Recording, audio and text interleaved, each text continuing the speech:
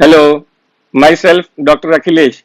In this video, I will briefly explain about the Carter-Gardner syndrome.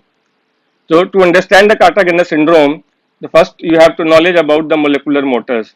So, what are the molecular motors? Molecular motors are basically the force generating proteins. So, they generate the force, and by this they help in the movement in the cell. So these molecular motors, they are mainly, one is the kinesin, one is the dynein, one is the myosin, and the other one is the dynamin.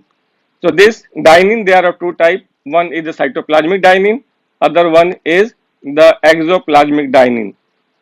The these molecular motors, the kinesin and dynein, they help in the transport of cargo in the cell, and the myosin, it helps in the contraction of the muscle.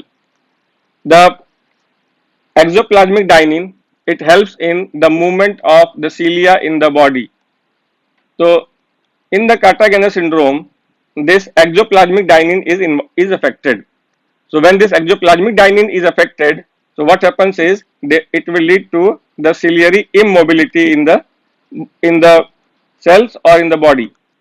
So when the cilia they become immobile, it will affect the lungs, it will affect the heart, it will affect the sinuses, and it will affect the reproductive system. When in the lungs, when the cilia they become immobile, so this will lead to what? So this will lead to formation of the mucus plug. So no cilia movement is there, so this will lead to the formation of mucus plug. So when the mucus plug is formed here, so what will happen here is that now the bacteria, they will colonize over this mucus plug, and this will lead to the inflammation, and this will further lead to what? So this will lead to the destruction and dilation of the bronchi, leading to the bronchiectasis. So one feature of this Carter-Gardner syndrome is the bronchiectasis. In the other feature, if the heart is involved, so this heart during the embryogenesis, it will move to the left side. But in Carter-Gardner syndrome, since the cilia are immobile, so there is no ciliary movement, and which it will lead to what? The heart will stay in the right side only. So it will not move to the left side. So this the heart will stop in the right side. So this will lead to what? The dextrocardia. So another feature of the Carter-Gardner syndrome is the dextrocardia. The another feature in the Carter-Gardner syndrome is the sinusitis, because the when the cilia become immobile, so there is impaired mucociliary clearance, and when this will lead to the recurrent sinus infection, leading to the sinusitis.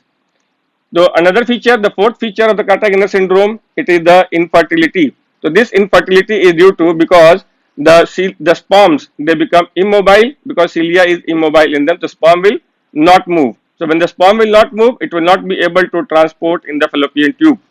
In the female, if the cilia become immobile, so the fallopian tube, it is lined by the ciliated epithelium. So when in the Carter-Gardner syndrome in the female, so this cilia will not move in the fallopian tube. So because of this one, the ovum is not transported towards like the uterus side. So what will happen here? Again here, the ovum will not be able to fertilize with the sperm. So this will lead to the infertility. So in the Carter-Gardner syndrome, the one feature is the bronchiectasis, other feature is the dextrocardia, other feature is the sinusitis, and other feature is the infertility.